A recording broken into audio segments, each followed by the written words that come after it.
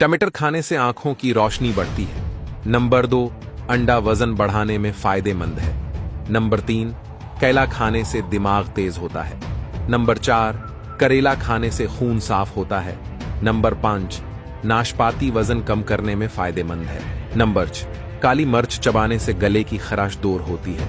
Number 7, मूंगफली हड्डियों और दांतों को मजबूत बनाती है।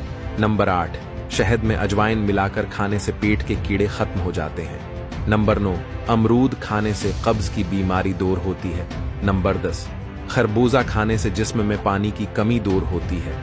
नंबर 11, संतरा खाने से जोड़ों के दर्द में राहत मिलती है। नंबर 12, हल्दी वाला दूध कमर दर्द में राहत देता है। नंबर 13, साबूदाने का इस्तेमाल वजन ज्यादा करने में मदद करता है।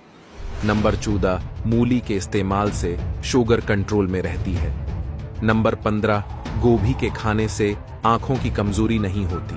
मजीद इस तरह की वीडियोस देखने के लिए मुझे फॉलो कर लें।